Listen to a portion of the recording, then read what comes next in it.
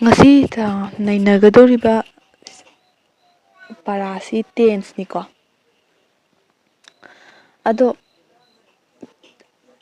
tense nainadringai mamangda habet sarakna tense kaino habdu yengminasi yengjigo ai khudam ma hana pige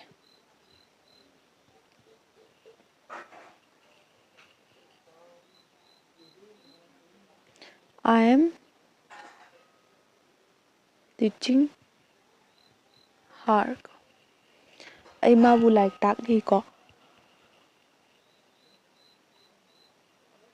ai mabu like tai ko siyong sida bab se kanano teach ko teaching ko bab se kedoba teaching jine tak pase ko sida tak pase bab hairiba action se hairiba action si kedoraba karam kanda tauba action nu ko karamba matamda tauba action nu haibado khoina tense ki mating na khangduine ko tense ki mating na koina mase khangduini leina duine yan tabra haibadi ngasi leina duriba unit se chapter je tense ne ko tense na matamda khoina kedorba tense leina se haraga hekta haujanba yaiba tense ki kedorba tense ki makhal ahum lei habdi tense hadi matamni habdi khoina kedorba past haibam lei haugiba haibam lei present huji tawriba haibam lei ko huji ki adu kedo future haib tungda lakadaba haibam lei subain direct su yaiba ko aduda aina katang elaborate oina tense haisi kaino adi tense haibsi kaino tense neraga tense haibsi kaino haibadu khangdraga sum nungaitedana ko adugi tense haibsi kaino haibadu khudam piraga sum khoi mayik sengna haibane adudi hoji kai khangma ngam hoji example dugi tense haibsi ne kedo he kanda khoigi tense haibse action amagi ko action amagi matam khangan badune yaba yai ko tense haibse keno ha kanda kishunate mase kedoba action amagi matam takpane action do karam kanda tawgibano hogibda tawbra hoji tawrira ko present matamda tawbra adra tungda lakadabda tawgudoribra haibadu kaidoba takpane isam samna tense hadi time hasu yaiba yare ko time hasu yaiba yare ko haibadi kedo matam takpaneba koi chabagi oibu yai karam kanda chakhi sai chagadori ko isam samna thabak amagi tawbagi matam khanganbaduneba yare ko tense haije ko yam clear oire ko khoina tense na kedoge da masi matam koi action amgi matam khanganbadana tana keisu khangan kya kan hoina tense ki mateng na kai khangwang ya kan hoi thabak se action amaje ko action amaji koina karamba matamda tawbuno amadi kedoba karamba matam tawbun habdu khangaledana thabak si kayam tawri habdum khangaleb yan tabra hogi tense na khangaliji kedoba time khatang oiramdre aiko mainly time di time ni ko time khatang oiramdre kedoba work amsi yawarme thabak amsi yawarme ko haibati yeng tense na khoi khangalise thabak se karam matamda tawbuno haibado adu khakta natiba thabak se kayam tawre haibado thabak se kayam tawre kayam sakjalle haibadu khangalle loirabra loidribra haibadu yeng ko khoina tense da tense ka da tense ki da present ki da khoini yengsi haibe example am pige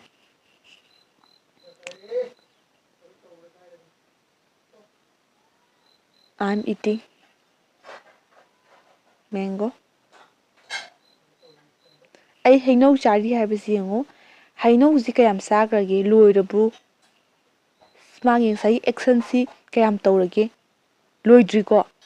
kayam tawrage haiba matam hoji sathaba magi taktro aduna tense na kai takya kanda ai hoida khangalisi thabak se karamba matamda tawbano hogibda tawgibra hoji tawbra natragana kaidoba hogibda tawgibra hoji tawribra tungda lakada tawgudoribra natraga thabak si loina na kai takya kana thabak se kayam tawre haibadu adusu taeba yare ko jin makha sathasi tense yengsi ko tense se kaidoba present past ahum subada future yaba tense se kaidoba present past future present tense past tense future tense yare ko present habisina hauji hauji ki past habisina haugi bagi future habisina lakadori matamgi sibogdi yam laire ko kasu yam luninga yaude adu tadi present ki ta nainaraksi present ki ta koi namu amuk lai simple present ki ta makhal mari amuk lai ko simple present tense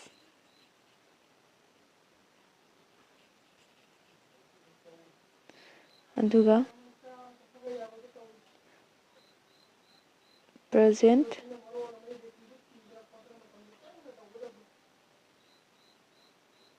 present continuous tense kaidoba present perfect tense present simple present tense present continuous tense adi present perfect tense ama wali ko present ama wali present perfect continuous tense nama sibu clear oire ko to dona lu yaudi ko agi present tense ki duda makhal mari lakpire makhal mari do simple present tense present continuous tense present present perfect tense ko present perfect continuous tense ko sibu lere ko to dona lu de ko asmaina dum past ki su laiduni past ki su kai laini ha kanda my simple past tense am lerni ko adagi past continuous laini adagi the past perfect laini past perfect continuous tense ade mu simple future laini future ki da mai laiduni ko manan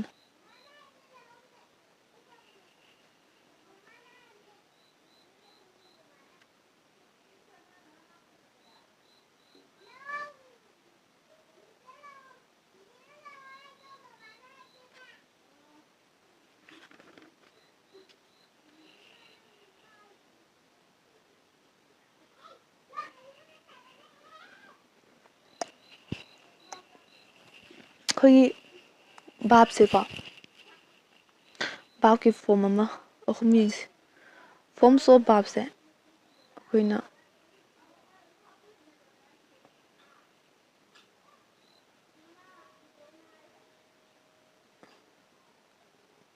B1 B2 B3 yaba line forms of bab se hum ko B1 B2 B3 example no khina right che the road yaba written read read read ko forms of bab sing jan view koi sai sai gi dum grammar gi da textbook leba matam dum forms of bab se khoi tense ki ta am pi bane ai sidadi ani dum tum pi dina ko देखो कि सागी simple present tense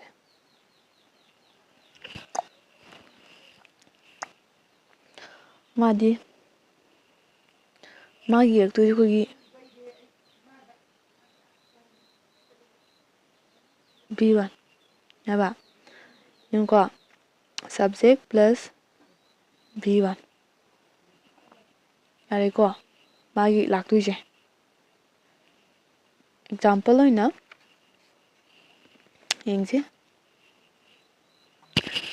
magi simple present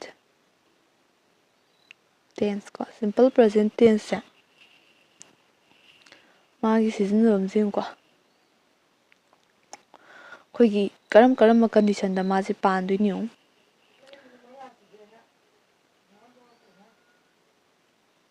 a present state of affairs ꯌꯥꯔꯦꯀꯣ ꯍꯧꯖꯤꯛ ꯍꯧꯖꯤꯛꯀꯤ ꯑꯣꯏꯕ ꯄꯣꯠ ꯍꯥꯏꯗ꯭ꯔꯣ ꯍꯧꯖꯤꯛ ꯍꯧꯖꯤꯛꯀꯤ ꯀꯩꯗꯧꯕ ꯑꯣꯏꯕ ꯁ꯭ꯇꯦꯠꯃꯦꯟ ꯐꯣꯡꯗꯣꯛꯄꯗ ꯀꯣ ꯑꯦꯛꯖꯥꯝꯄꯜ ꯑꯃ ꯌꯦꯡꯁꯤ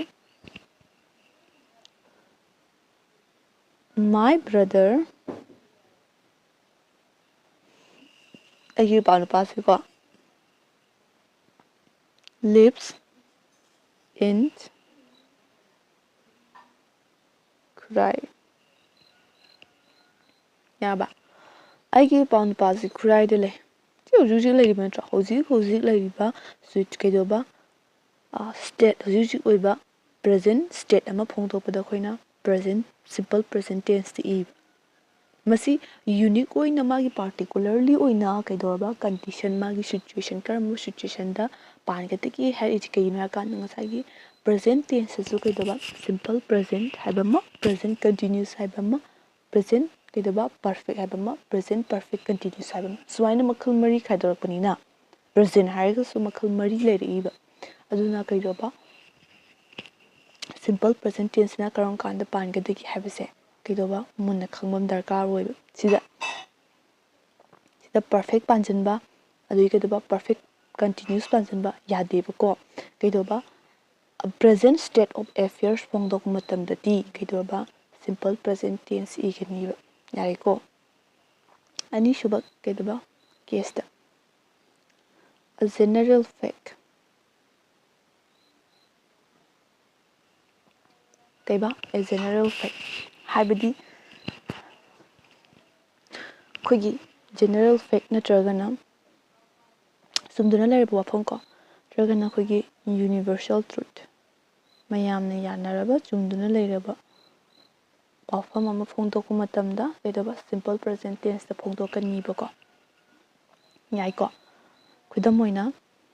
the sun rises in the east ꯍꯥꯏꯔꯤꯕ ꯁꯦꯟꯇꯦꯟꯁꯁꯤ ꯀꯩꯗꯧꯕ ꯍꯥꯏꯔꯤꯕ ꯋꯥꯐꯝ ꯑꯁꯤ ꯆꯨꯝꯗꯨꯅ ꯂꯩꯔꯕꯅꯤꯅ the sun rises in the ꯀꯩꯗ is ꯍꯥꯏꯔꯤꯕ ꯋꯥꯐꯝꯁꯤ ꯀꯩꯗꯧꯔꯕ ꯆꯨꯝꯗꯨꯅ ꯂꯩꯔꯕ ꯋꯥꯐꯝꯅꯦꯕ ꯑꯗꯨꯅ ꯁꯤꯒꯨꯝꯕ ꯀꯩꯗꯧꯕ ꯃꯌꯥꯝꯅ ꯌꯥꯅꯔꯕ ꯆꯨꯝꯗꯨꯅ ꯂꯩꯔꯕ ꯋꯥꯐꯝꯁꯦ ꯀꯛꯅꯤꯡꯉꯥꯏ ꯌꯥꯎꯗ꯭ꯔꯕ ꯋꯥꯐꯝꯁꯦ ꯐꯣꯡꯗꯣꯛꯄ ꯃꯇꯝꯗ ꯀꯩꯗꯧꯕ ꯁꯤꯝꯄꯜ ꯄ꯭ꯔꯖꯦꯟ ꯇꯦꯟꯁꯇ ꯐꯣꯡꯗꯣꯛꯀꯅꯤꯕ ꯌꯥꯔꯦꯀꯣ ꯅꯦꯛꯁ ꯀꯟꯗꯤꯁꯟꯗ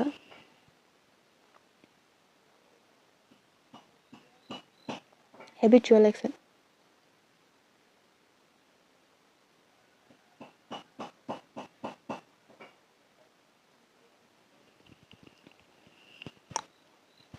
ꯑꯩꯈꯣꯏꯒꯤ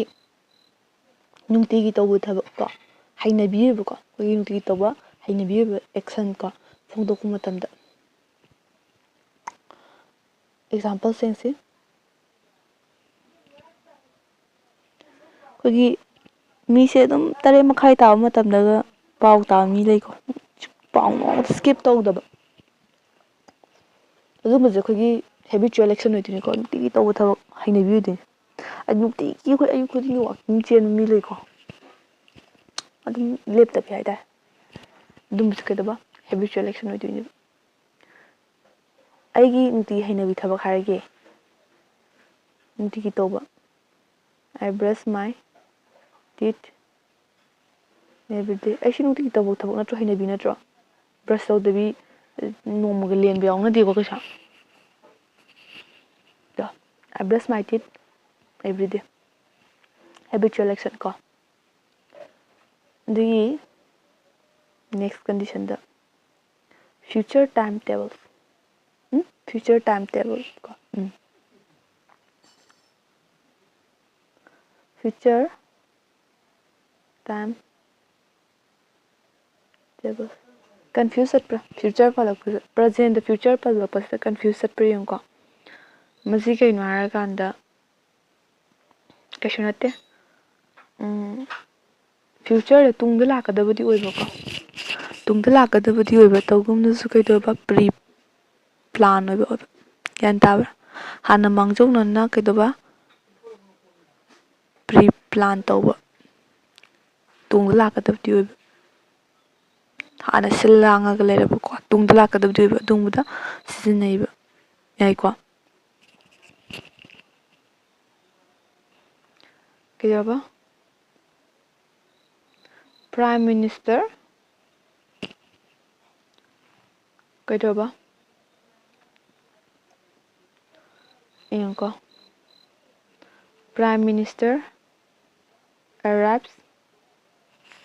Prime Minister arrives on on coming Monday.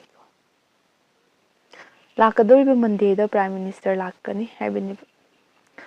ꯌꯥꯔꯕ ꯁꯤ ꯀꯩ ꯍꯥꯏꯒꯦ ꯀꯥꯟꯗ ꯑꯩꯈꯣꯏꯒꯤ ꯃꯥꯅ ꯂꯥꯛꯄ ꯍꯥꯏꯕꯁꯤ ꯁ꯭ꯀꯦꯖꯨꯜ ꯑꯃ ꯀꯣ ꯁꯦꯝ ꯁꯥꯔꯒ ꯍꯥꯏꯗꯤ ꯃꯇꯝ ꯁꯤꯜ ꯂꯥꯡꯉꯕꯅꯦꯕ ꯁꯦꯝꯗꯣꯛꯑꯒꯀꯣ ꯁꯤ ꯃꯇꯝꯗ ꯁꯤꯗ ꯆꯠꯄ ꯁꯤꯗ ꯆꯠꯄ ꯍꯥꯏꯅꯀꯣ ꯑꯗꯨꯅ ꯁꯨꯃꯥꯏꯅ ꯃꯟꯗꯦ ꯂꯥꯛꯀꯅꯤ ꯍꯥꯏꯕꯁꯤ ꯀꯩꯗꯧꯕ ꯇꯁꯦꯡꯅꯃꯛꯀꯤꯗꯤ ꯁꯤ ꯐ꯭ꯌꯨꯆꯔꯅꯤ ꯀꯩꯗꯧꯕ ꯑꯩꯈꯣꯏꯅ ꯑꯗꯨꯕꯨ ꯔꯨꯜꯁꯀꯤ ꯃꯇꯨꯡ ꯏꯟꯅ ꯁꯤꯝꯄꯜ ꯄ꯭ꯔꯖꯦꯟ ꯇꯦꯟꯁꯇ ꯏꯕ ꯌꯥꯏꯕꯀꯣ ꯍꯥꯏꯗꯤ ꯐ꯭ꯌꯨꯆꯔ ꯇꯥꯏꯝ ꯇꯦꯕꯜ ꯍꯥꯏꯕꯗꯤ ꯄ꯭ꯔꯤ ꯄ꯭ꯂꯥꯟ ꯑꯣꯏꯕ ꯐ꯭ꯌꯨꯆꯔꯒꯤꯗꯤꯕ ꯑꯗꯨꯕꯨ ꯇꯧꯒꯨꯝꯕꯁꯨ ꯄ꯭ꯔꯤ ꯄ꯭ꯂꯥꯟ ꯑꯣꯏꯕꯁꯦ ꯀꯩꯗꯧꯕ ꯑꯩꯈꯣꯏꯅ ꯐ꯭ꯌꯨꯆꯔ ꯁꯤꯝꯄꯜ ꯄ꯭ꯔꯖꯦꯟ ꯇꯦꯟꯁꯇ ꯀꯩꯗꯧꯕ ꯏꯕ ꯌꯥꯏꯕ ꯌꯥꯔꯦꯀꯣ ꯁꯨꯃꯥꯏꯅ ꯇꯧꯗꯅ ꯁꯤꯝꯄꯜ ꯄ꯭ꯔꯖꯦꯟ ꯇꯦꯟꯁꯀꯤ ꯃꯥꯒꯤ ꯁꯤꯖꯤꯟꯅꯐꯝ ꯍꯥꯏꯕꯗꯤ ꯃꯥꯁꯦ ꯀꯔꯝꯕ ꯁꯤꯆꯨꯋꯦꯁꯟꯗ ꯀꯔꯝꯕ ꯀꯟꯗꯤꯁꯟꯗ ꯀꯔꯤ ꯀꯟꯗꯤꯁꯟ ꯑꯣꯏꯔꯒꯗꯤ ꯄ꯭ꯔꯖꯦꯟꯇꯧ ꯍꯥꯏꯔꯒꯁꯨ ꯀꯔꯝꯕ ꯀꯟꯗꯤꯁꯟꯗ ꯃꯥꯁꯦ ꯄꯥꯟꯒꯗꯒꯦ ꯍꯥꯏꯕꯁꯤ ꯑꯩꯈꯣꯏꯅ ꯌꯦꯡꯉꯦꯀꯣ ꯃꯃꯨꯠ ꯇꯥꯅ ꯌꯦꯡꯉꯦ ꯑꯗꯨ ꯑꯣꯏꯔꯒꯗꯤ ꯀꯩꯗꯧꯕ ꯑꯦꯛꯖꯥꯝꯄꯜꯁꯦ ꯈꯔ ꯑꯦꯛꯖꯥꯝꯄꯜꯁꯦ ꯏꯌꯨꯀꯣ ꯁꯤꯝꯄꯜ ꯄ꯭ꯔꯖꯦꯟꯠ ꯇꯦꯟꯁ ꯀꯣ ꯁꯤꯒꯤ ꯀꯩꯗꯧꯕ ꯃꯈꯜ ꯃꯔꯤꯁꯤꯒꯤ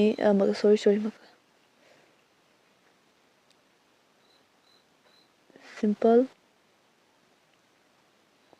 ꯄ꯭ꯔꯖꯦꯟꯠ ꯇꯦꯟꯁꯀꯤ ꯃꯥꯒꯤ ꯀꯔꯝꯕ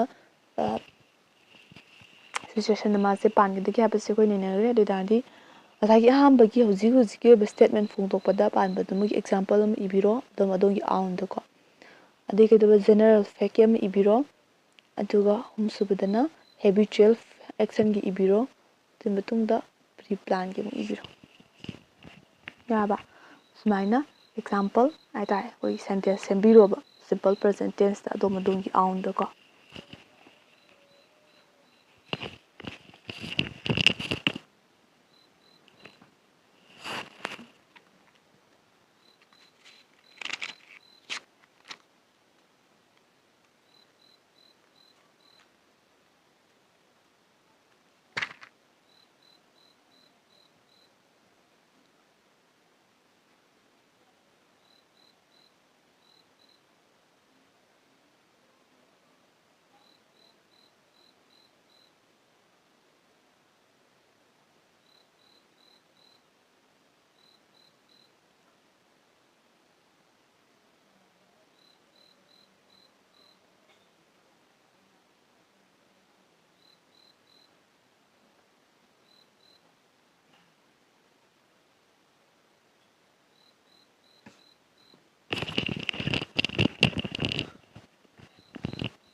ꯃꯈꯥ ꯆꯠꯊꯁꯤ ꯑꯗꯨꯗꯤ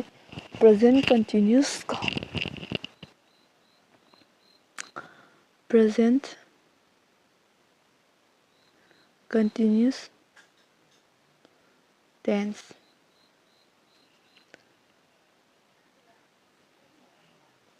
ꯑꯗꯨꯒ ꯄ꯭ꯔꯖꯦꯟꯠ ꯀꯟꯇꯤꯅ꯭ꯌꯨꯁ ꯇꯦꯟꯁꯁꯦ ꯑꯃꯨꯛ ꯅꯩꯅꯁꯤ ꯑꯩꯈꯣꯏꯒꯤ ꯄ꯭ꯔꯖꯦꯟꯗ ꯊꯣꯛꯄ ꯊꯕꯛ ꯑꯃ ꯀꯣ ꯑꯩꯈꯣꯏꯒꯤ ꯀꯩꯗꯧꯕ ꯄ꯭ꯔꯖꯦꯟꯗ ꯊꯣꯛꯄ ꯑꯦꯛꯁꯟ ꯑꯃ ꯍꯧꯖꯤꯛꯇ ꯇꯧꯔꯤꯕ ꯂꯣꯏꯗ꯭ꯔꯤꯕ ꯃꯈꯥ ꯆꯠꯊꯔꯤꯕꯁꯦ ꯑꯩꯈꯣꯏꯅ ꯄ꯭ꯔꯖꯦꯟꯠ ꯀꯟꯇꯤꯅ꯭ꯌꯨꯁ ꯇꯦꯟꯁ ꯍꯥꯏꯒꯅꯤꯕꯀꯣ ꯌꯦꯡꯁꯤ ꯑꯦꯛꯖꯥꯝꯄꯜꯗ He is watching TV. ꯃꯥꯁꯦ ꯇꯤꯚꯤ ꯌꯦꯡꯉꯤ ꯇꯤꯚꯤ ꯌꯦꯡꯉꯤ ꯍꯥꯏꯕꯅꯦꯕ ꯇꯤꯚꯤꯁꯤ ꯌꯦꯡꯕ ꯂꯣꯏꯔꯕ ꯌꯦꯡꯕ ꯂꯣꯏꯗ꯭ꯔꯤ ꯃꯥꯁꯦ ꯇꯤꯚꯤꯁꯤ ꯌꯦꯡꯉꯤꯅꯦꯕ ꯍꯧꯖꯤꯛ ꯍꯧꯖꯤꯛ ꯌꯦꯡꯉꯤꯅꯦꯕꯀꯣ ꯍꯧꯖꯤꯛ right now ꯑꯩꯈꯣꯏꯅ present continuous tense ꯀꯣ ꯌꯥꯝ ꯂꯥꯏꯔꯦꯀꯣ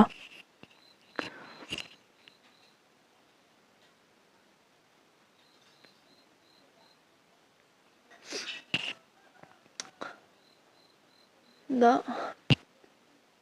present perfect continuous tense ꯀꯣ present continuous ꯀꯤꯗꯣ ꯃꯥꯒꯤ ꯂꯩꯒꯗꯕꯒꯤ sentence structure ꯁꯦ ꯍꯥꯏꯔꯝꯒꯦ present continuous tense ꯀꯤꯅꯦꯀꯣ मागी sentence structure से is am are plus verb plus ing याब्रो present continuous tense की मागी लाइक दो sentence structures यारे को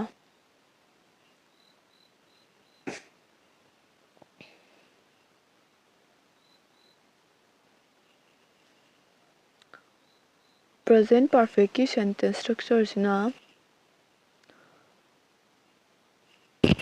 present perfect की को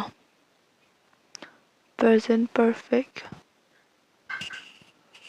perfect की ना has और have plus v3 सिदने v3 का लाइक से कोई की forms of the verb से खंगबम दरकार है इसे verb की form हम ले देना को v1 v2 v3 write wrote written की बा read read का go went gone का ये स्माइल है इसे सिंग बसे मैं forms of the verb से खंगम दरकार को tense नहीं ना रहते तो ना present perfect tense की दा कोई नहीं दो sentence structure has or have plus v3 है अरे तारी present perfect tense की मागी यंग से आज कमाई तो माई तो बुनो दो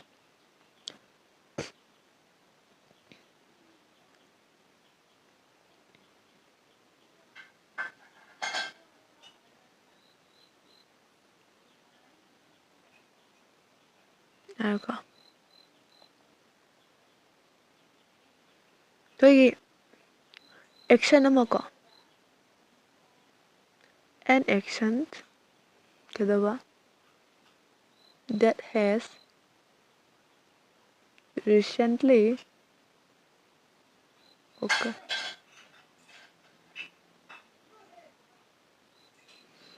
तो ये action नमक को action नमक इकोई कोई दना talk की बा यारे को इकोई कोई दना talk की बा इकोई कोई दना पुंग भाग की बा को कोई ना present perfect है तो पुंग भाग बावन को क्या था perfect है पुंग भाग बावन present की मतलब ददी ओए तो फु इतना बा इकोई कोई दना इतना बा talk की बा पुंग भाग की बा action नमक कोई नहीं बता नहीं अदुगी माई कंडीशन नम्स ले कंडीशन नमना के दोगे दा an action को मासी सिचुएशन मासी पाली को that began होरकपा in the past दे होरकपा को and continues up to present and continues up to the present यार बा क्या बा an action that has recently occurred अदुम नहीं करेगा हमने क्या दबा an action that began in the past ता होरकपा को action में past दे होरकपा अदुगा present कोई present time वो continues तो वो मतलब दा कोई present perfect season ꯀꯩ ꯁꯤꯖꯤꯟꯅꯔꯒ ꯀꯩ ꯁꯤꯖꯤꯟꯅꯔꯝꯗꯧ ꯃꯥꯜꯂꯤ ꯑꯩꯈꯣꯏꯒꯤ for ꯅꯠꯇ꯭ꯔꯒ since ꯍꯥꯏꯕꯁꯦ ꯁꯤ ꯍꯥꯞꯄꯒ ꯁꯤꯖꯤꯟꯅꯩ present perfectꯁꯦ ꯌꯦꯡꯉꯨ present perfectꯁꯦ ꯀꯃꯥꯏ ꯇꯧꯕꯅꯣ ꯍꯥꯏꯔꯀꯥꯟꯗ ꯑꯩꯈꯣꯏꯒꯤ ꯑꯦꯛꯁꯟ ꯑꯃ ꯀꯩꯗꯧꯕ presentꯗ ꯇꯧꯕ ꯑꯦꯛꯁꯟ ꯑꯃ ꯏꯀꯨꯏ ꯀꯨꯏꯗꯅ ꯃꯄꯨꯡ ꯐꯥꯈꯤꯕ ꯊꯣꯛꯈꯤꯕ ꯂꯣꯏꯁꯤꯟꯈꯤꯕ ꯑꯗꯨ ꯁꯤꯖꯤꯟꯅꯔꯦ ꯑꯃꯅ ꯀꯩꯗꯧꯕ ꯑꯩꯈꯣꯏꯒꯤ ꯄꯥꯁꯇꯒꯤ ꯍꯧꯔꯛꯄ ꯑꯦꯛꯁꯟ ꯑꯃ ꯑꯗꯨꯒ ꯄ꯭ꯔꯖꯦꯟꯗ ꯀꯩꯗꯧꯕ ꯃꯈꯥ ꯁꯝꯊꯔꯤꯕ ꯑꯗꯨꯁꯨ ꯑꯩꯈꯣꯏꯅ ꯀꯩꯗꯧꯕ ꯄ꯭ꯔꯖꯦꯟ ꯄꯔꯐꯦꯛ ꯁꯤꯖꯤꯟꯅꯩꯕ ꯀꯩ ꯁꯤꯖꯤꯟꯅꯔꯒ ꯀꯩ ꯌꯨꯁ ꯇꯧꯔꯒ using with ꯀꯩꯗꯧꯕ for ꯅꯠꯇ꯭ꯔꯒꯅ since ꯍꯥꯏꯕꯁꯦ ꯁꯤ ꯍꯥꯞꯄꯒ ꯁꯤꯖꯤꯟꯅꯔꯒꯀꯣ ꯏꯕ ꯑꯗ ꯑꯦꯛꯖꯥꯝꯄꯜ ꯌꯦꯡꯁꯤ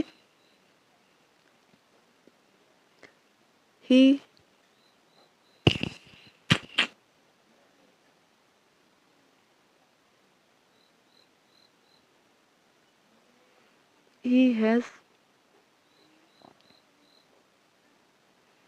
eaten lunch ꯌꯥꯕꯀꯣ ꯅꯨꯡꯁꯤꯁꯦ ꯉꯁꯥꯏꯒꯤ has or have plus be3 ꯁꯤꯅ ꯇꯦꯛꯁ ꯌꯥꯔꯦꯀꯣ ꯍꯥꯟꯅ ꯍꯤ ꯑꯣꯏꯕꯒꯤ ꯍꯦꯁ ꯍꯥꯞꯄꯛꯄꯅꯤ ꯍꯦꯁ or have ꯍꯥꯞꯄꯛꯄꯁꯤ ꯀꯅꯥ ꯈꯪꯗꯕ ꯌꯥꯎꯏ ꯍꯥꯏꯐꯦꯠ ꯀꯟꯐ꯭ꯌꯨꯁ ꯆꯠꯄ ꯒ꯭ꯔꯥꯃꯥꯔꯗꯗꯤ ꯁꯤꯒꯨꯝꯕꯁꯦ ꯃꯀꯨꯞꯁꯦ ꯈꯔ ꯌꯥꯝ ꯃꯔꯨ ꯑꯣꯏꯀꯣ ꯑꯥꯏꯗꯅ ꯍꯦꯞ ꯁꯤꯖꯤꯟꯅꯕ ꯌꯨꯗꯁꯨ ꯍꯦꯞ ꯁꯤꯖꯤꯟꯅꯕ ꯐꯥꯔꯁ ꯄꯔꯁꯟ ꯑꯃꯗꯤ ꯁꯦꯀꯦꯟ ꯄꯔꯁꯟꯗ ꯑꯩꯈꯣꯏꯅ ꯍꯦꯞ ꯁꯤꯖꯤꯟꯅꯔꯦ ꯊꯥꯔꯠ ꯄꯔꯁꯟꯗ ꯍꯦꯁ ꯊꯥꯔꯠ ꯄꯔꯁꯟ ꯀꯩꯗꯧꯕ ꯊꯥꯔꯠ ꯄꯔꯁꯟ ꯁꯤꯡꯒꯨꯂꯔꯗ ꯑꯩꯈꯣꯏꯅ ꯍꯦꯁ ꯁꯤꯖꯤꯟꯅꯕ ꯗꯦ ꯍꯦꯁ ꯁꯤꯖꯤꯟꯅꯕ ꯊꯦꯡꯅꯔꯕꯣ ꯁꯤꯖꯤꯟꯅꯗꯦꯀꯣ ꯗꯦ ꯍꯦꯞ ꯍꯥꯏꯕꯅꯤ ꯃꯔꯝꯁꯤ ꯃꯥ ꯊꯥꯔꯠ ꯄꯔꯁꯟꯗꯤ ꯑꯣꯏꯗ꯭ꯔꯥ ꯊꯥꯔꯠ ꯄꯔꯁꯟ ꯑꯣꯏꯔꯒꯁꯨ ꯃꯥꯁꯦ ꯄ꯭ꯂꯨꯔꯦꯜ ꯑꯣꯏꯗ꯭ꯔꯥ ꯄ꯭ꯂꯨꯔꯦꯜ ꯑꯣꯏꯀꯣ ꯑꯗꯨꯅ ꯑꯩꯈꯣꯏꯅ ꯀꯩꯗꯧꯕ ꯍꯦꯞ ꯁꯤꯖꯤꯟꯅꯩꯕ ꯁꯤ ꯒ꯭ꯌꯥꯟ ꯇꯥꯕꯤꯌꯨꯀꯣ ꯌꯥꯔꯦ ꯑꯗꯨꯒꯤ ꯃꯇꯨꯡꯗ ꯉꯁꯥꯏꯒꯤ ꯑꯦꯛꯁꯟ ꯑꯃ ꯄꯥꯁꯇꯒꯤꯗꯤ ꯍꯧꯔꯛꯑꯒ ꯀꯩꯗꯧꯕ ꯄꯥꯁꯇꯒꯤꯗꯤ ꯍꯧꯔꯛꯑꯒ ꯄ꯭ꯔꯖꯦꯟꯗ ꯀꯩꯗꯧꯕ ꯀꯟꯇꯤꯅ꯭ꯌꯨ ꯇꯧꯕ ꯌꯦꯡꯉꯨꯀꯣ ꯑꯗꯨꯒꯤ ꯑꯦꯛꯖꯥꯝꯄꯜ ꯑꯃ ꯄꯤꯒꯦ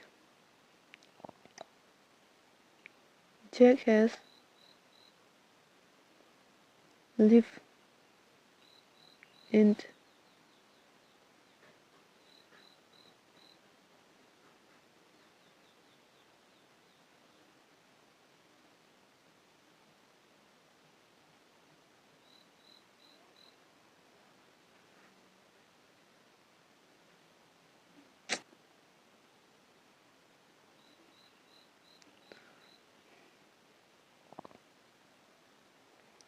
I have been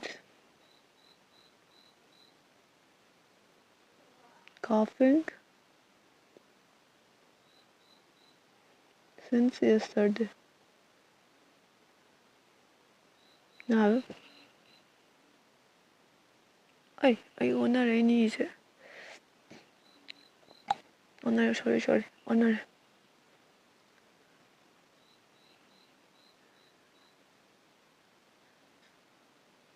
I have cough low kubuduniko. Kaidoba since yesterday. Ngarangdagi low kuriyani. Ngarangdi horokpa natro low kubuse. Hojiju kuriba natro. Aduna isumani ibuko. I have coughed since yesterday.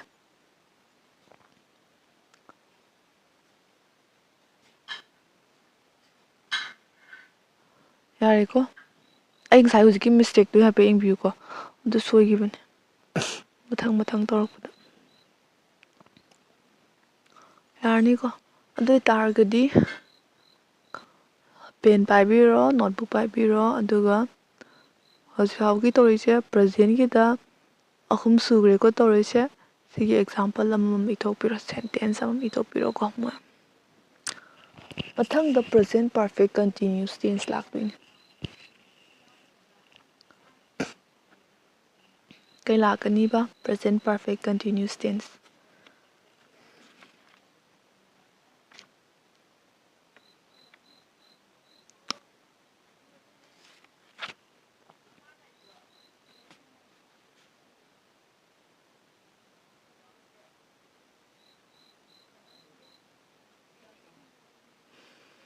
present perfect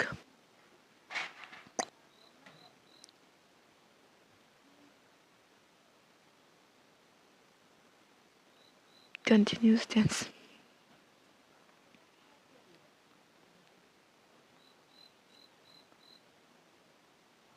Present perfect continuous tense ko. Mazi kamai tau hanganda. An action that began in the past the horpa, and has just recently ended. Loibda ngariba. Past tagi horakpa aduga kaidoraba. Ikui hoji kuidana loibda ngariba. Tariko. An action that began in the past and continues in the present. Yunko. Past tagi horakpa aduga present na makha sathariba.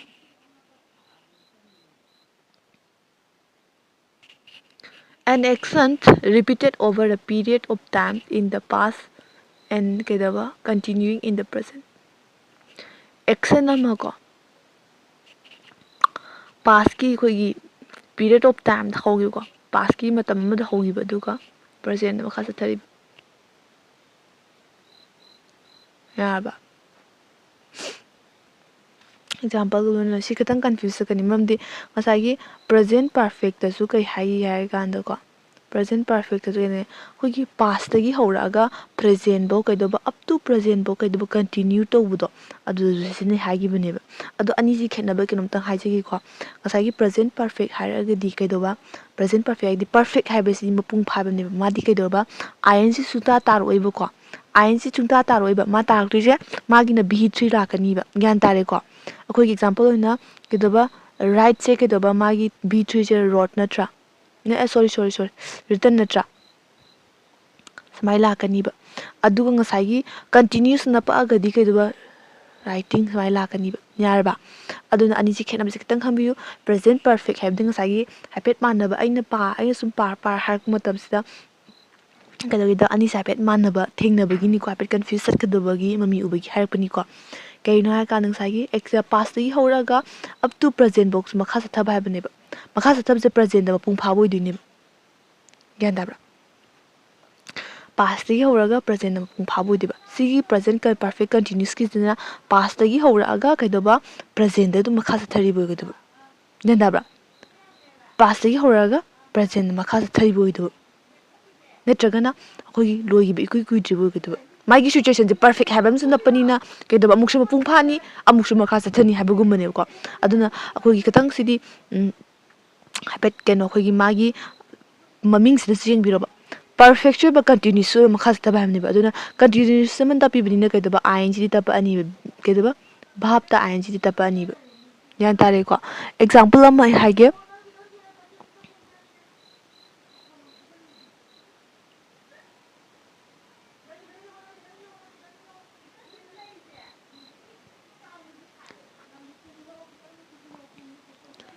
Suresh has been smoking since he was 15.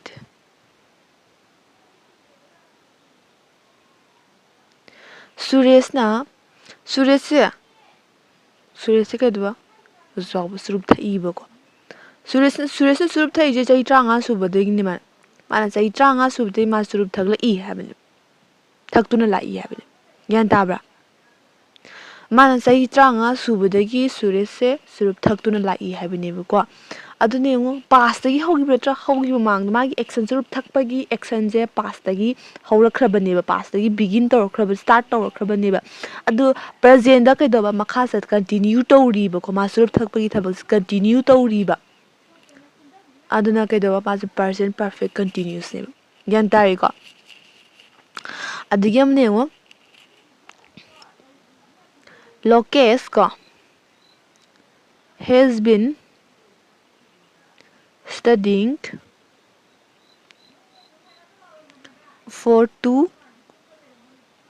hours. Gitu ba? Lokesh gitu ba? Pung ani lari pat. Mana para ise pung ani for 2 hours ko. Lari ko. Since ka for ka khetna ba se khangna ram ga do ba mali ko. Aduna ina thoidong na sida pandrasu ya do male sida khoina sin sijina ba for sinaba anisi manungda amadi sizinaidanako asi khangdau mal sina akoigi starting point horokhibado takko for sina akoigi period of time akoigi pung kaya adigi kaidoba akoigi pung ani ngasagi ma larik pabado pung 4 2 over side pung kya paba pung ani pab sin size na akoigi kaidoba mana chai tranga surukpada starting point ama takpoko yariko sina duration gi time yarniko hapepete palongge mayamne hena khangnara ponida present gi loire ko present gi complete oire past gi muk tause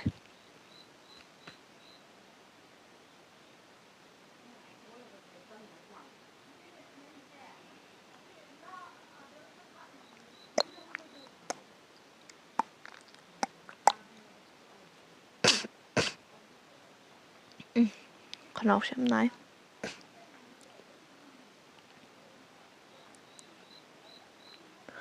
past ki horjiko simple past ngasai past sa manana akoigi past simple past past continuous ko adi kaidaba past perfect adi kadi past perfect continuous sum lei ko sumaina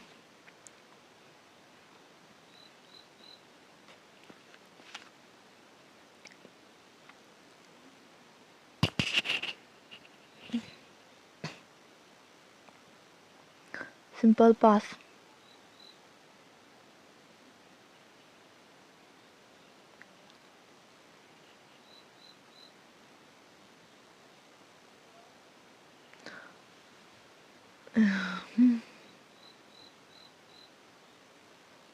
eh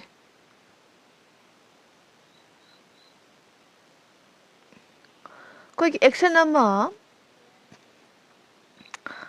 matam ko akoigi phaukiba matam ko akoigi past ki past ta akoigi kaidoba akoigi action ama hore aduga past ta magi akaknaba matam dum loisangibase koina kaidoraba simple past ne an action that occur over a period of time but was completed ai kona chage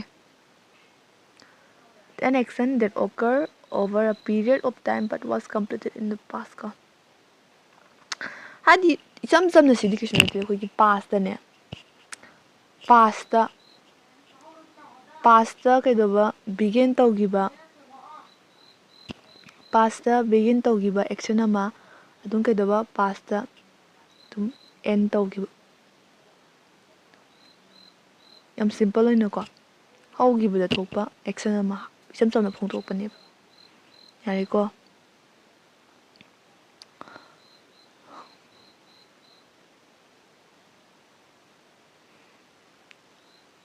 I called him yesterday yung ko aina mongonda ngarang call tawi ko I called him yesterday kedoba ngarang na to tawi se ngarang adum hauba action ni ngarang adum complete oigre tan tai manam simple oiba phongdokpaneba simple past tense simple hai ja thra dum khangya simple hai de bagi cham chamba haugibada thokpa action ama phongdokpaneba I ate mango yesterday ai ngarang me hainau chai yaba ngarang chabani nga haugi matamda chaba hobani haugi matamda notion kai natra ngarang adum complete oigreba yare ko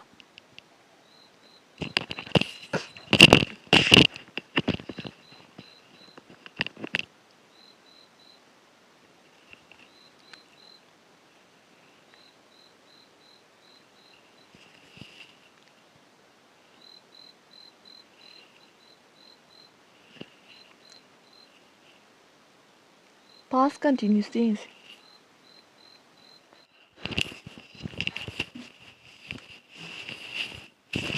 past continuous tense ko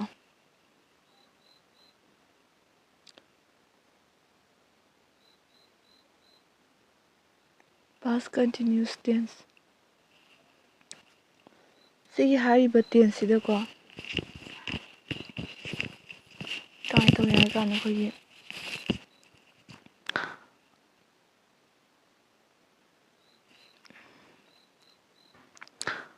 continuous state ꯀꯣ past continuous tense ꯁꯦ ꯀꯃꯥꯏꯅ ꯇꯧꯕꯅꯣ ꯌꯦꯡꯁꯤꯀꯣ A continuous state ꯀꯣ makha sathaba ko makha sathaba state mong ama over a period of time ko kedoba matam amada but was completed in the past ko hogibagi ni ko haise hida past harakpani na isam samna past continuous tense habdi kedoba past ki matam da ko past da khoi kedo makha sathaduna leiba adu present da hojik yengagadi present da di potse udraba habdi dum past da dum kedoba mapung phagrabo idineba gyan tabra past ne past da kaidoba past ki past da kaidoba over a period of time da ko kaidoba matam matek am da ko matek amada mas makha sathadun lehoba atubu kaidoraba present lalaktraba adum past da mapung phagraba gyan tai ko action jai adugomba action karamba action hai kan hoina past ki kaidoba hogiba matam gi saruk matek amada makha sathadun leiba aduga adum kaidoraba musagi makha sathadun lehoba aduga past hi dum mapung phagiba completed oigiba present lalaktraba present lomda laktraba ko past dum loisangraba adum action duneba past continuous tense hai je my example yengzi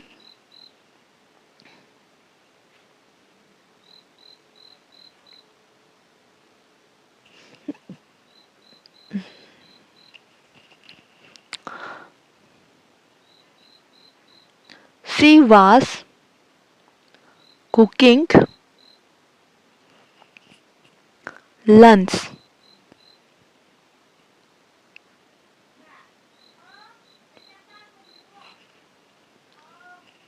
she was cooking lunch for him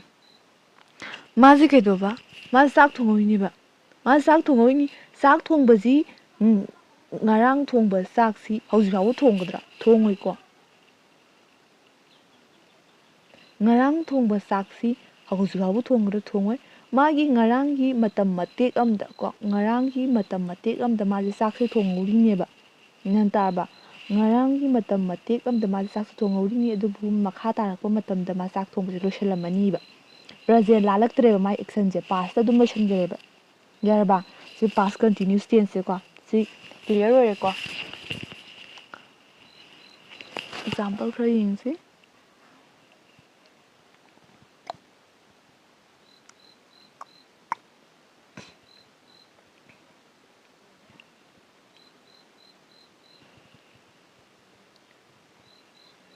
he was making tea ko cha lonba jumangai ngarang adum cha lonba jingana lobdo jobu loli habe yadidana ko habidi kaino haraganda pangarang lonba potu mana makhas mana u matamda hai mana ngang matamda lol hawribane ba adubu mana haiba loiraba matungda cha da lonba loiramba ju yaiba ko loigrabane gyan tare ko adum past to complete oigibado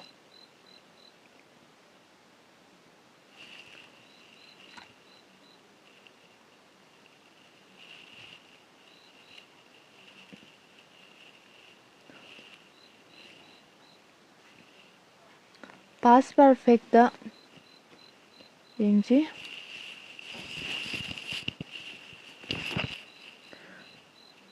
past continuous story ko past perfect da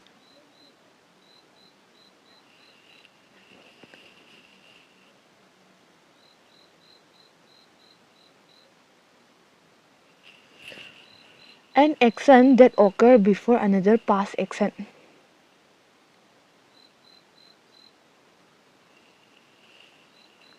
koi ke doba isam samna akhoi perfect ai do pung pha mantra past habam hogiba matamda tauba action ama mapung pharba ariko pung pharba an action that occur before another past action another past action kaidoraba akhoi past perfect se magi past perfect kadai bu ko ge haragadi dum sam samna hogiba matam do thokpa action ama mapung phagraba ko complete hoiraba adu khoina past perfect haiba adugane khoi gi yam ꯑꯩꯈꯣꯏꯒꯤ sentence ꯑꯃꯗ ꯉꯥꯏꯈꯣꯀꯣ sentence ꯑꯃꯗ ꯑꯩꯈꯣꯏꯒꯤ action ꯑꯅꯤꯁꯦ ꯑꯩꯈꯣꯏꯅ ꯄꯥꯁꯇ ꯏꯗꯣꯔꯕ ꯀꯣ ꯑꯗꯨꯀꯥꯟꯗ pass ꯄꯔꯐꯦꯛꯁꯦ pass perfect ꯑꯃꯗꯤ ꯌꯥꯎꯗꯣꯏꯅꯤꯀꯣ ꯄꯥꯁ ꯄꯔꯐꯦꯛ ꯑꯃꯗꯤ ꯏꯗꯣꯏꯅꯦꯕ ꯒ꯭ꯌꯥꯟ ꯇꯥꯕ꯭ꯔꯥ ꯑꯩ ꯍꯥꯏꯁꯦ ꯍꯥꯏꯗꯤ ꯑꯦꯛꯁꯟ ꯑꯅꯤ ꯀꯣ ꯁꯦꯟꯇꯦꯟꯁ ꯑꯃꯗ ꯑꯦꯛꯁꯟ ꯑꯅꯤ ꯏꯗꯣꯏꯅꯤ ꯀꯣ ꯏ ꯃꯇꯝꯁꯤꯗ ꯀꯩꯗꯧꯕ ꯑꯦꯛꯁꯟ ꯑꯅꯤ ꯏꯗꯣꯏꯅꯤ ꯑꯗꯨꯗ ꯀꯔꯝꯕ ꯑꯦꯛꯁꯟꯁꯦ ꯑꯩꯈꯣꯏꯅ ꯄꯥꯁ ꯄꯔꯐꯦꯛꯇ ꯏꯒꯗꯒꯦ ꯍꯥꯏꯔꯒꯗꯤ ꯑꯩꯈꯣꯏꯅ ꯀꯩꯗꯧꯕ ꯑꯅꯗꯔ ꯄꯥꯁ ꯑꯦꯛꯁꯟ ꯑꯃ ꯊꯣꯛꯇ꯭ꯔꯤꯉꯩꯗ ꯊꯣꯛꯈ꯭ꯔꯕ ꯑꯦꯛꯁꯟꯗꯣ ꯑꯩꯈꯣꯏꯅ ꯄꯥꯁ ꯄꯔꯐꯦꯛꯇ ꯏꯒꯅꯤꯕ ꯒ꯭ꯌꯥꯟ ꯇꯥꯔꯕ ꯑꯍꯥꯟꯕꯗꯣ ꯑꯩꯈꯣꯏ ꯑꯦꯛꯁꯟ ꯑꯅꯤꯗꯨ ꯃꯅꯨꯡꯗ ꯑꯦꯛꯁꯟ ꯑꯍꯥꯟꯕꯗꯣ ꯑꯩꯈꯣꯏꯅ ꯄꯥꯁ ꯄꯔꯐꯦꯛꯇ ꯏꯒꯅꯤꯕ ꯑꯦꯛꯖꯥꯝꯄꯜ ꯌꯦꯡꯁꯤ Tarun had left kaidoba hours before we got there. Tarun had left hours before we got there. ꯀꯣ ꯇꯔꯨꯟꯁꯦ ꯀꯩꯗꯧꯕ ꯇꯔꯨꯟꯁꯦ ꯍꯥꯟꯅ ꯀꯩꯗꯧꯕ ꯇꯔꯨꯟꯁꯦ ꯑꯩꯈꯣꯏꯅ ꯌꯧꯗ꯭ꯔꯤꯉꯩꯗ ꯇꯔꯨꯟꯅ ꯍꯥꯟꯅ ꯆꯠꯈ꯭ꯔꯕꯅꯦꯕ ꯈꯥꯡꯒꯅꯣ ꯀꯩꯗꯧꯕ ꯇꯔꯨꯟꯁꯦ ꯑꯩꯈꯣꯏꯅ ꯑꯗꯨꯗ ꯌꯧꯕ ꯃꯇꯝꯗꯗꯤ ꯇꯔꯨꯟꯁꯦ ꯍꯥꯟꯅ ꯆꯠꯂꯝꯃꯕꯅꯦꯕ ꯌꯥꯔꯦꯀꯣ ꯇꯔꯨꯟ ꯍꯦꯠ ꯂꯦꯞ hours before we God there ꯑꯩꯈꯣꯏꯅ ꯌꯧꯕ ꯃꯇꯝꯗ ꯇꯔꯨꯟꯁꯦ ꯆꯠꯂꯝꯃꯦꯕ ꯀꯅꯥꯅ ꯍꯥꯜꯂꯤ ꯆꯠꯄꯁꯦ ꯑꯦꯛꯁꯟꯁꯦ ꯀꯅꯥ ꯇꯔꯨꯟꯅ ꯍꯥꯟꯗ꯭ꯔꯣ ꯑꯗꯨꯅ ꯇꯔꯨꯟꯒꯤ ꯑꯦꯛꯁꯟꯁꯦ ꯑꯩꯈꯣꯏꯅ ꯄꯥꯁ ꯄꯔꯐꯦꯛꯇ ꯍꯥꯟꯅ ꯏꯕꯤꯒꯅꯤꯕ ꯌꯥꯔꯕ ꯍꯦꯠ ꯂꯦꯞ ꯑꯋꯥꯔꯁ ꯍꯥꯏꯁꯦ ꯑꯗꯣ ꯃꯥꯒꯤ ꯁꯦꯟꯇꯦꯟꯁ ꯁ꯭ꯇ꯭ꯔꯛꯆꯔꯁꯦ ꯑꯩ ꯍꯥꯏꯗꯣꯏ ꯃꯥꯜꯂꯤꯀꯣ ꯄꯥꯁ ꯄꯔꯐꯦꯛꯀꯤ ꯁꯦꯟꯇꯦꯟꯁ ꯁ꯭ꯇ꯭ꯔꯛꯆꯔꯁꯦ ꯍꯥꯏꯐꯦꯠꯇꯪ ꯍꯥꯏꯒꯦ ꯃꯥꯒꯤꯅ ꯍꯦꯠ ꯄ꯭ꯂꯁ ꯕꯤꯒꯤ ꯊ꯭ꯔꯤ ꯂꯩꯒꯗꯕ ꯌꯥꯔꯦꯀꯣ ꯁꯤꯗ ꯇꯔꯨꯟ ꯍꯦꯠ ꯂꯦꯞ ꯑꯋꯥꯔꯁ ꯍꯥꯏꯁꯦ ꯍꯦꯠ ꯂꯦꯞ ꯍꯥꯏꯁꯤ ꯁꯤꯁꯦ ꯂꯦꯞꯁꯤ ꯀꯩꯅꯣ ꯂꯤꯞꯀꯤ ꯅꯠꯇ꯭ꯔꯣ ꯂꯤꯞꯀꯤ B3 ꯅꯠꯇ꯭ꯔꯣ B3 ꯅꯠꯇ꯭ꯔꯣ ꯌꯥꯔꯦꯀꯣ ꯁꯦꯟꯇꯦꯟꯁ ꯁ꯭ꯇ꯭ꯔꯛꯆꯔꯁꯨ ꯑꯗꯨꯝ ꯈꯪꯕꯤꯌꯨ ꯌꯥꯝ ꯑꯗꯨꯝ ꯇꯧꯔ ꯈꯪꯉꯛꯀꯅꯤ ꯌꯥꯝ ꯂꯥꯏꯕ ꯄꯣꯠꯅꯤ ꯁꯤ ꯂꯩꯔꯦ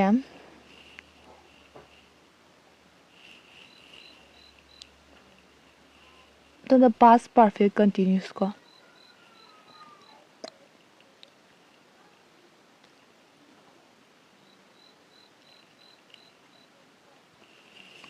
past perfect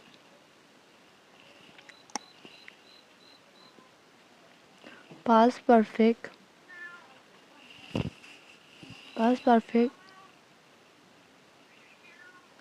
continuous tense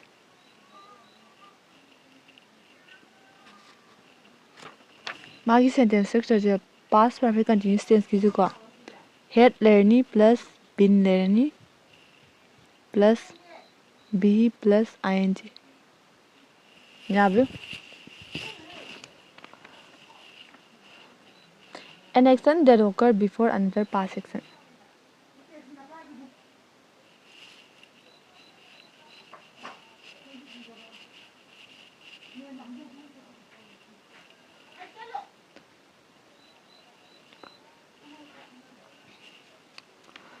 example the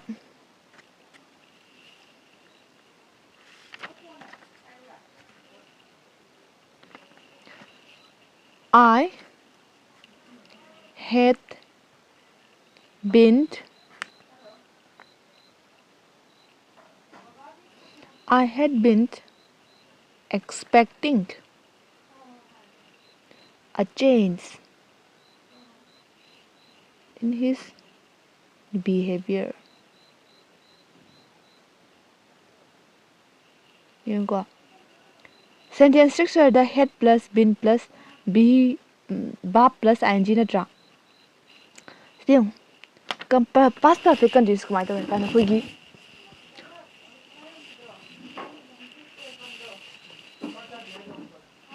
Action nama ko past thokpa. Ko action nama past thokpa. Adu duga kay dorba. Action nama past thokpa ko. Aduga mana kay dorgi har kan adum expect tawraga ꯂꯩꯒꯤꯕ ꯀꯣ I had been expecting a change in his behavior habits. Magi labsa takang hongak pa ma aina sum expect tawduna laigi habne. Laigi natra dum past natra past ki pot natra dum continuous tawra laigi tra. Gyan tai ko.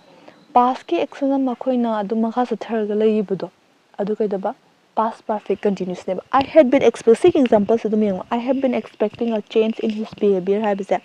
Aina magi lamsa sajita kaidaba ahongba ama dum expect ahongba ama lakpase dum expect tawraga laigi habneba. Laigi natra past natra yan ta ko dum sentence ki athas te ko khangma me past perfect continuous ka mai tawuno se nyai ko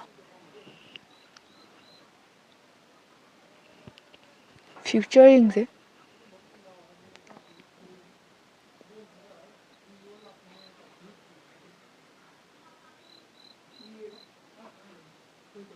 simple future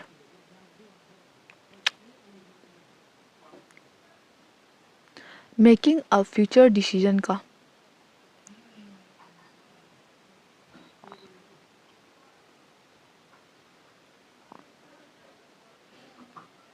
yam mako hapetang magi ahambagi headline pi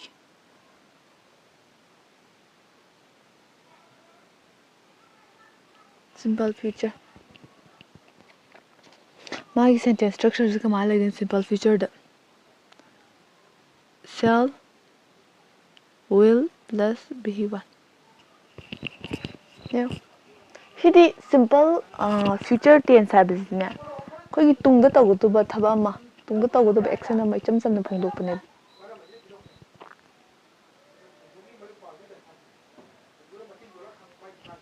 yan daba akoina tungda tawgutuba action ama tungda tawgutuba action ama koi cham chamna phongdokpane ba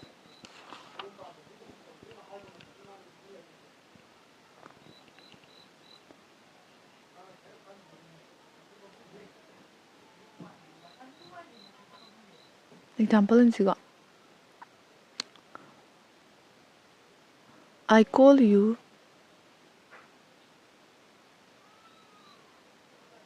after lunch ai chak to matungda nangona call torake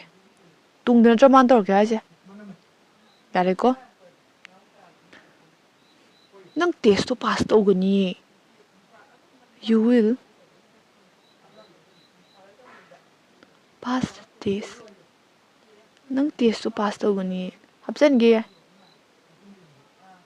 don't worry wa kanu ko sambe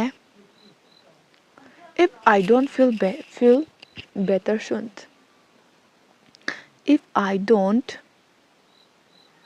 feel better soon ai sum hakchang sum nuangtraba ko phagatraba ai hakchang ji thuna sum phagatraba ko tum pharaktragadi akaidaba I will go to the doctor ai doctor ma chekani ai sum phatragadi ai doctor ma chekani ka habi ko phagalaktragadi ai sum phagalaktragadi doctor ma chekani if I don't feel better if I don't feel better soon I will go to doctor yaraba action ama koi tungda tawguduba lakadabada koi future tawguduba action ama kaidorba ada action ama cham na phongdok pasine ba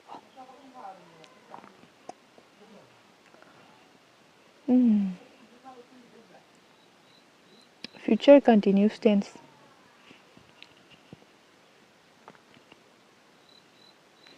future continuous tense lakadorba matamda tawgudorba chathaduna lekadaba thabak riko magi the structure is now cell plus cell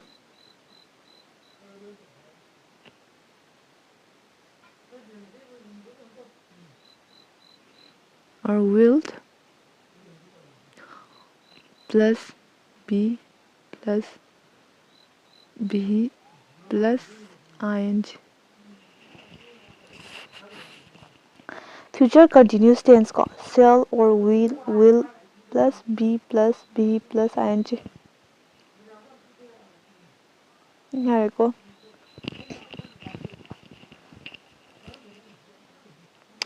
ꯑꯦꯛꯖꯥꯝꯄꯜꯗ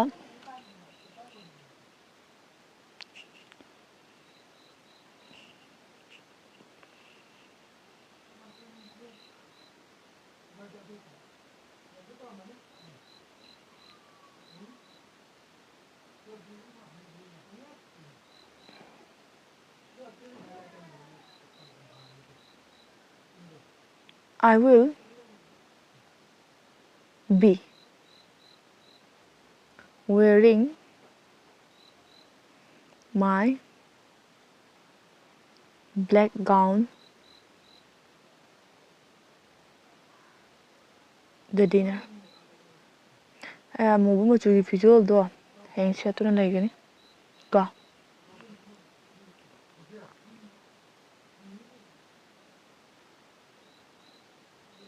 ꯗꯤꯟꯅꯔꯗ ꯅꯨꯡꯗꯥꯡꯒꯤ ꯆꯥꯛꯂꯦꯟ ꯃꯇꯝꯗꯀꯣ ꯑꯩ ꯑꯃꯨꯕ ꯐꯨꯔꯤꯠꯇꯣ ꯑꯃꯨꯕ zone zone ꯂꯥꯎꯕꯤ ꯐꯨꯔꯤꯠꯇꯣ ꯂꯤꯠꯇꯨꯅ ꯂꯩꯒꯅꯤ ꯑꯗꯣ ꯃꯥ ꯂꯤꯠꯇꯨꯅ ꯂꯩꯗꯣꯏꯅꯤ ꯂꯤꯠꯄꯗꯣ ꯃꯈꯥ ꯆꯠꯊꯗꯣꯏꯅꯤ ꯃꯥ ꯁꯤꯕꯨ ꯌꯥꯔꯦꯀꯣ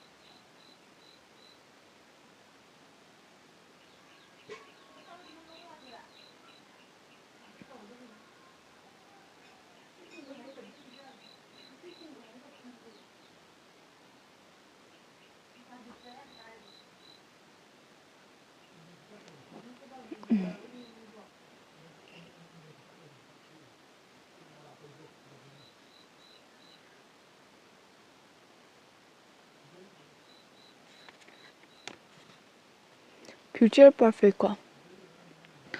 future perfect ꯌꯦꯡꯁꯦ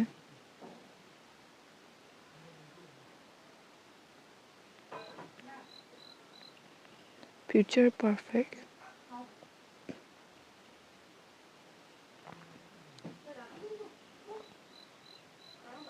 ꯑꯩꯈꯣꯏꯒꯤ ꯑꯦꯛꯁꯟ ꯑꯃ ꯐ꯭ꯌꯨꯆꯔꯗꯀꯣ ꯑꯀꯛꯅꯕ ꯃꯇꯝꯒꯤ ꯃꯃꯥꯡꯗ ꯂꯣꯏꯁꯤꯟꯒꯗꯕ ꯑꯩꯈꯣꯏꯅ ꯌꯦꯡꯉꯨꯀꯣ ꯐ꯭ꯌꯨꯆꯔ ꯄꯔꯐꯦꯛ ꯌꯥꯝ ꯐꯖꯅ ꯍꯥꯏꯒꯦ ꯐ꯭ꯌꯨꯆꯔ ꯄꯔꯐꯦꯛꯇꯀꯣ ꯐ꯭ꯌꯨꯆꯔ ꯄꯔꯐꯦꯛ ꯇꯦꯟꯁꯇ ꯃꯥꯅ ꯀꯃꯥꯏꯅ ꯍꯥꯏꯒꯦ ꯍꯥꯏꯔꯀꯥꯟꯗꯀꯣ an action that will be completed before a particular time in the future ꯀꯣ ꯇꯨꯡꯗꯅꯦ ꯐ꯭ꯌꯨꯆꯔꯗꯗꯤ ꯑꯣꯏꯗꯣꯏꯕ ꯇꯨꯡꯗ ꯑꯣꯏꯗꯣꯏꯕꯀꯣ ꯑꯀꯛꯅꯕ ꯃꯇꯝꯒꯤ ꯃꯃꯥꯡꯗ ꯑꯦꯛꯁꯟ ꯑꯃ ꯂꯣꯏꯁꯤꯟꯒꯗꯕ ꯇꯥꯕ ꯇꯨꯡꯒꯤ ꯋꯥꯗꯤ ꯑꯣꯏꯗꯕꯀꯣ ꯂꯥꯛꯀꯗꯧꯔꯤꯕꯗꯗꯤ ꯑꯣꯏꯒꯗꯕ ꯐ꯭ꯌꯨꯆꯔꯗꯗꯤ ꯑꯣꯏꯒꯗꯧꯔꯤꯕ ꯇꯧꯒꯨꯝꯅꯁꯨ ꯐ꯭ꯌꯨꯆꯔꯗꯁꯨ ꯑꯩꯈꯣꯏꯁꯨ ꯂꯩꯗꯅ ꯑꯩꯈꯣꯏ ꯁꯤꯒꯤ ꯇꯨꯏꯁꯟꯁꯦ ꯀꯩꯗꯧꯕ ꯊꯥ 4ꯗꯗꯤ ꯂꯣꯏꯁꯟꯅꯤ ꯊꯥ 4ꯗ ꯀꯝꯄ꯭ꯂꯤꯠ ꯑꯣꯏꯗꯣꯏꯅꯤ ꯀꯥꯏꯅ ꯁꯨꯃꯥꯏꯅ ꯍꯥꯏꯕ ꯂꯩꯇ꯭ꯔꯥ ꯀꯩꯗꯧꯕ ꯑꯩꯈꯣꯏꯒꯤ ꯃꯥꯒꯤ ꯑꯀꯛꯅꯕ ꯃꯇꯝ ꯑꯃꯗ ꯀꯝꯄ꯭ꯂꯤꯇꯦꯠ ꯑꯣꯏꯅꯤ ꯍꯥꯏꯕꯒꯤ ꯍꯥꯏꯗ꯭ꯔꯥ ꯑꯗꯨꯒꯨꯝꯕꯗꯣ ꯑꯩꯈꯣꯏꯅ ꯐ꯭ꯌꯨꯆꯔ ꯄꯔꯐꯦꯛꯇ ꯏꯔꯛꯀꯅꯤꯕ ꯀꯣ ꯑꯦꯛꯖꯥꯝꯄꯜꯗ ꯌꯦꯡꯉꯨ ꯀꯣ by next July ꯃꯊꯪꯒꯤ ꯖꯨꯂꯥꯏꯗ ꯀꯩꯗꯧꯕ this course ꯃꯁꯤꯒꯤ ꯀꯣꯔꯁꯁꯦ ꯀꯩꯗꯧꯕ will have been completed ꯃꯄꯨꯡ ꯐꯥꯒꯅꯤ ꯌꯥꯔꯕꯀꯣ ꯃꯥꯏ ꯁꯦꯟꯇꯦꯟꯁ ꯁ꯭ꯇ꯭ꯔꯛꯆꯔ ꯍꯥꯏꯗ꯭ꯔꯤꯀꯣ ꯁꯦꯟꯇꯦꯟꯁ ꯁ꯭ꯇ꯭ꯔꯛꯆꯔꯁꯤꯏꯌꯨ shall or will plus have sorry ꯑꯩꯅ ꯁꯤꯗ ꯕꯤꯟ ꯍꯥꯞꯆꯜꯂꯤꯁꯦ ꯁꯣꯔꯤ by the next July this course will have completed ꯌꯥꯔꯕ ꯃꯊꯪꯒꯤ next July ꯀꯩꯗꯧꯕ ꯁꯤꯒꯤ ꯀꯣꯔꯁꯁꯦ ꯂꯣꯏꯔꯅꯤ ꯍꯥꯏ ꯇꯨꯡꯗ ꯂꯥꯛꯀꯗꯕ ꯅꯠꯇ꯭ꯔꯣ ꯇꯧꯒꯨꯝꯅꯁꯨ ꯄꯥꯔꯇꯤꯀꯨꯂꯔ ꯀꯩꯅꯣ ꯃꯇꯝꯗ ꯀꯝꯄ꯭ꯂꯤꯠ ꯑꯣꯏꯗꯣꯏ ꯅꯠꯇ꯭ꯔꯣ ꯌꯥꯔꯦꯀꯣ ꯑꯗꯨ ꯍꯧꯖꯤꯛꯀꯤꯗꯣ ꯑꯝꯇꯪ ꯀꯩꯅꯣꯁꯦ ꯁꯨꯃꯥꯏꯅ sentence ꯁ꯭ꯇ꯭ꯔꯛꯆꯔꯁꯦ ꯌꯦꯡꯁꯤꯀꯣ shall will plus have plus be 3 yaba yareko mathangda future perfect continuous future perfect continuous magi sentence structure sina ko shall will plus kedaba have plus been plus be1 plus ing future perfect continuous ki magi sentence structure shall or will plus kedaba have been plus kedaba be plus ing yare ko my example means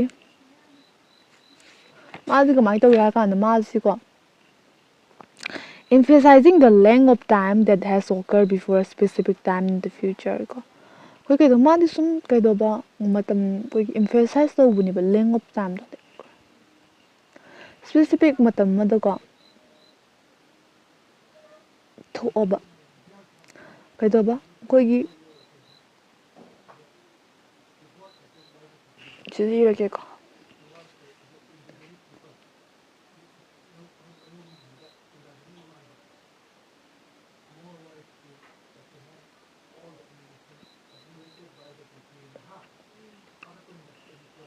future perfect continuous tense पांगदी सिजनदबनी को मासे हाबदी यंगो कोगी future the सोइबा perfect सोइबा continuous सोइबा सि यंगो नको मादी emphasize सो कंसलन बनेबा emphasizing यंको the length of time sai matam du कंसलन बनेबा Hadi duration दो को that has occurred to occur to oboko before a specific time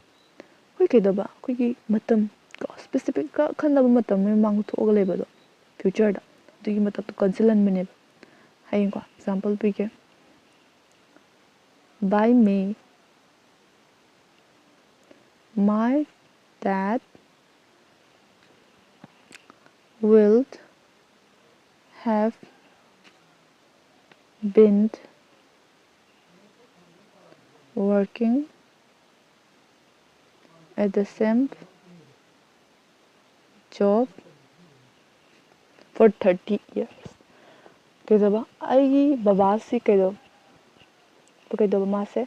hai ba thabak se sab sa ke hai ba thabak se same job se ke daba 30 years ke daba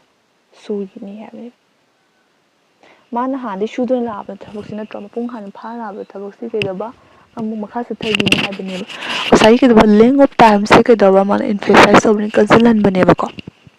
kai da future da yare ko loire tense kai na ba khange tense ki makhal khange past present future khange present da my four forms lebedo khange past ki four forms khange future ki four forms khange yare ko vitardi clear ko the exercise tawse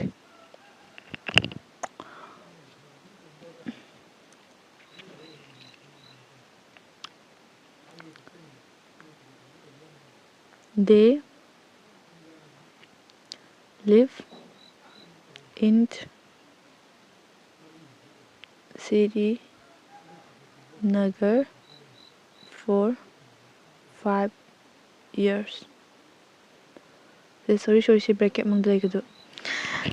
ngasai gi yeng ko sigida correct present tense form of the verb you bracket pirami ba sigi live haibase sigi keduba achumba present tense ki mong khai di present tense tane present tense ta makhal mari le dana duda keduba achumba makhal ga yu sana ga du makhal yu they haga bracket laire live in Srinagar for 5 years keduba sahi manga for 5 years ngasagi for sin saibasi karam matam khoina sizinagi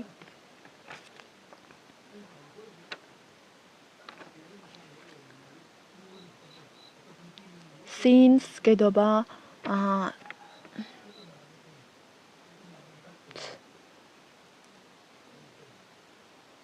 sinceꯒꯨꯝꯕ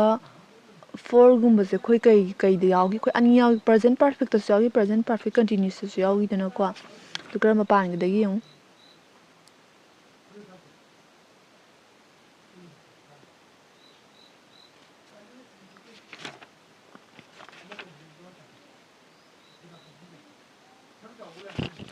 ꯌꯦꯡꯀꯣ day ꯍꯥꯏꯔꯒ ꯑꯍꯥꯡꯕ ꯂꯩꯔꯦ live ꯂꯩꯔꯦ in Srinagar for 5 years ꯆꯍꯤ 5 ꯂꯩꯔꯛꯏ ꯍꯥꯏꯕꯅꯦꯕꯀꯣ ꯑꯗꯨ ꯑꯣꯏꯔꯒꯗꯤ ꯃꯁꯤꯁꯦ perfect simple ꯅꯠꯇꯦ present perfect continuous tense ꯅꯠꯇ꯭ꯔꯥ have been living ꯃꯣꯏ ꯂꯩꯗꯨꯅ ꯂꯥꯛꯏꯕꯅꯦꯕ ꯅꯠꯇ꯭ꯔꯥ ꯃꯣꯏ ꯂꯩꯗꯨꯅ ꯂꯥꯛꯏ ꯀꯩꯗꯣ for 5 yearsꯁꯦ ꯆꯍꯤ 5ꯁꯦ ꯀꯩꯗꯧꯕ ꯆꯍꯤ 5ꯁꯦ ꯃꯣꯏꯁꯦ ꯁ꯭ꯔꯤꯅꯒꯔꯗ ꯂꯩꯗꯨꯅ ꯂꯥꯛꯏ ꯍꯥꯏꯕꯅꯦꯕ ꯑꯗꯨꯅ ꯌꯦꯡꯉꯣ have been ꯂꯥꯛꯀꯅꯤꯕ have been living ꯀꯩꯒꯤꯅꯣ ꯁꯤꯁꯦ have been living ꯃꯣꯏꯁꯦ ꯀꯩꯗꯧꯔꯕ ꯆꯍꯤ 5ꯁꯦ ꯂꯩꯗꯨꯅ ꯂꯥꯛꯏꯕꯅꯦꯕ ꯃꯄꯨꯡꯗꯤ ꯐꯥꯔꯦ ꯂꯩꯔꯦ ꯑꯗꯨꯕꯨ ꯃꯣꯏꯁꯦ ꯀꯩꯗꯧꯕ ꯆꯍꯤ 5ꯁꯦ ꯂꯩꯕꯒꯤ ꯊꯕꯛ ꯑꯃ ꯆꯠꯊꯔꯝꯗ꯭ꯔꯣ ꯂꯩꯕ ꯀꯟꯇꯤꯅ꯭ꯌꯨꯁ ꯑꯣꯏꯔꯝꯗ꯭ꯔꯣ ꯑꯗꯨꯅ ꯀꯩꯗꯧꯕ present perfect continuousꯁꯦ ꯄꯥꯟꯒꯅꯤꯕꯀꯣ number 2ꯗ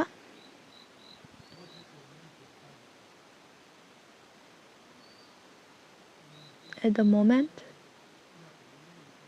the child oh sorry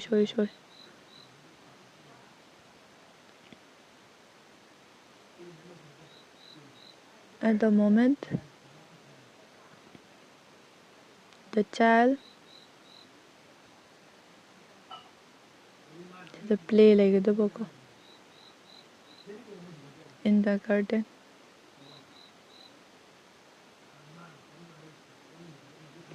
at the moment the child play in the garden ꯀꯣ ꯀꯩꯗꯧꯕ ꯃꯤꯀꯨꯞꯇꯨꯗ ꯇꯥꯟꯖꯥꯗꯨꯗ ꯀꯩꯗꯧꯕ ꯑꯉꯥꯡꯗꯣ ꯀꯩꯗꯧꯕ ꯒꯥꯔꯗꯦꯟꯗꯨ ꯁꯥꯟꯅꯗꯨꯅ ꯂꯩꯔꯝꯃꯤ ꯀꯣ ꯑꯗꯨꯗꯤ ꯀꯩ ꯂꯥꯛꯑꯅꯤ ꯑꯟꯁꯔꯁꯦ the child ꯀꯔꯝꯕ ꯇꯦꯟꯁ ꯏꯔꯅꯤ ꯄ꯭ꯔꯖꯦꯟꯗ ꯉꯥꯛꯇꯅꯤꯀꯣ ꯏꯗꯣꯏꯁꯦ ꯃꯤꯀꯨꯞꯇꯨꯗ ꯑꯉꯥꯡ ꯑꯗꯨ ꯒꯥꯔꯗꯦꯟꯗꯨꯗ ꯁꯥꯟꯅꯩ ꯀꯣ ꯁꯥꯟꯅꯗꯨꯅ ꯂꯩ is playing ꯀꯣ is playing ꯂꯥꯛꯀꯗꯕ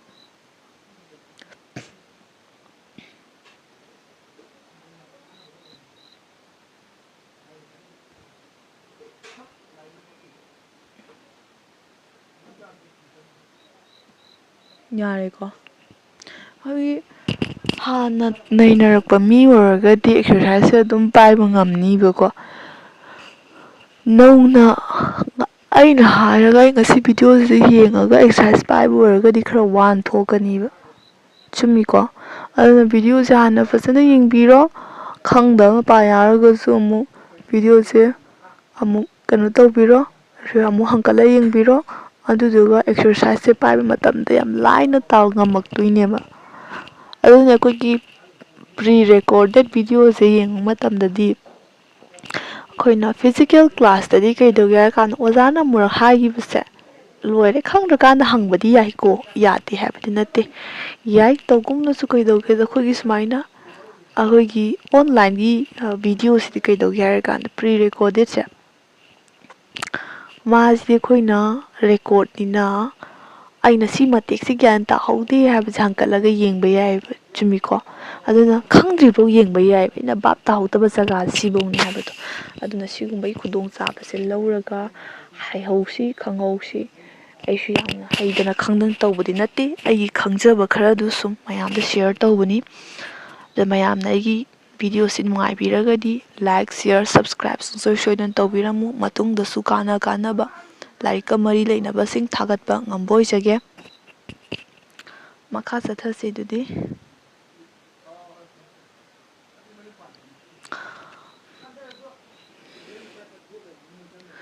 ꯐꯣꯔꯗꯀꯣ I ꯍꯥꯏꯔꯒ ꯑꯍꯥꯡꯕ ꯂꯩꯔꯦ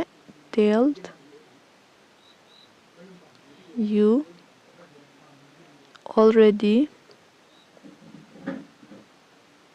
about it already ꯍꯥꯏꯔꯤꯁꯦ ꯍꯥꯟꯅꯅ ꯍꯥꯟꯅ ꯁꯤ ꯑꯃ ꯌꯥꯎꯔꯕꯅꯤꯅ ꯑꯩꯈꯣꯏꯅ ꯀꯩꯗꯧꯕ ꯃꯥꯁꯦ ꯄ꯭ꯔꯖꯦꯟꯗ ꯀꯣ ꯃꯥꯅ ꯄ꯭ꯔꯖꯦꯟꯗ ꯃꯦꯜꯂꯨ ꯍꯥꯏꯕꯅꯦꯕꯀꯣ ꯄ꯭ꯔꯖꯦꯟꯒꯤ ꯇꯦꯟꯁ ꯃꯔꯤꯗꯨꯗꯩ ꯈꯜꯂ ꯏꯌꯨ ꯍꯥꯏꯕꯅꯦꯕ ꯑꯗꯨꯅ ꯃꯥꯁꯦ ꯄꯔꯐꯦꯛ ꯑꯣꯏꯔꯅꯤ ꯑꯩꯈꯣꯏꯅ ꯑꯗꯨꯝ ꯈꯪꯕꯤꯔꯣꯕ ꯏꯁꯥꯅꯀꯣ ꯍꯥꯏꯗꯤ ꯅꯪ ꯍꯥꯟꯅ ꯈꯪꯗꯨꯅ ꯂꯩꯔꯕꯗꯤ ꯑꯗꯨꯒꯤ ꯃꯇꯥꯡꯗ ꯁꯣꯔꯤ ꯇꯦꯜ ꯍꯥꯏꯕꯅꯤ ꯑꯩꯅ ꯍꯥꯟꯅ ꯑꯗꯨꯒꯤ ꯃꯇꯥꯡꯗ ꯍꯥꯏꯔꯒ ꯂꯩꯔꯕꯅꯤ ꯍꯥꯏꯕꯅꯦꯕ ꯑꯣꯜꯔꯦꯗꯤ ꯍꯥꯟꯅ ꯃꯥꯡꯖꯧꯅꯅ ꯑꯗꯨꯅ ꯃꯥꯡꯖꯧꯅꯅ ꯍꯥꯏꯕꯁꯦ ꯀꯩꯗꯧꯕ ꯄꯔꯐꯦꯛ ꯑꯣꯏꯕꯅꯦꯕ ꯑꯗꯤ ꯍꯦꯞ ꯇꯣ ꯂꯥꯎꯕ ꯄꯔꯐꯦꯛꯇꯤ ꯍꯦꯞ ꯇꯣ ꯂꯥꯎꯕ ꯀꯩꯗꯧꯕ has or have plus V three ꯉꯁꯥꯏꯒꯤꯗꯣ ꯀꯣ ꯄꯔꯐꯦꯛ ꯁꯤ ꯅꯤꯡꯁꯤꯡꯕꯤꯔꯣ ꯌꯥꯔꯦꯀꯣ ꯃꯊꯪꯒꯤ ꯚꯤꯗꯤꯑꯣꯗꯣ ꯃꯈꯥꯒꯤ ꯑꯦꯛꯁꯔꯁꯥꯏꯖꯁꯦ ꯄꯥꯏꯃꯤꯟꯅꯔꯁꯤ ꯑꯗꯨꯝ ꯃꯈꯥ ꯆꯠꯊꯕꯗꯤ ꯌꯥꯕꯅꯤ ꯇꯧꯒꯨꯝꯅꯁꯨ ꯑꯩ ꯈꯅꯥꯎꯁꯦ ꯌꯥꯝ ꯅꯥꯔꯦꯕꯀꯣ ꯑꯗꯨꯅ ꯃꯊꯪ ꯅꯦꯛꯁ ꯚꯤꯗꯤꯑꯣꯗ ꯑꯦꯛꯁꯔꯁꯥꯏꯖꯁꯦ ꯑꯃꯨꯛ ꯀꯝꯄ꯭ꯂꯤꯠ ꯑꯣꯏꯔꯁꯤꯀꯣ ꯐꯤꯅꯤꯁ ꯇꯧꯕ ꯉꯝꯕꯣꯏ ꯌꯦꯡꯁꯤ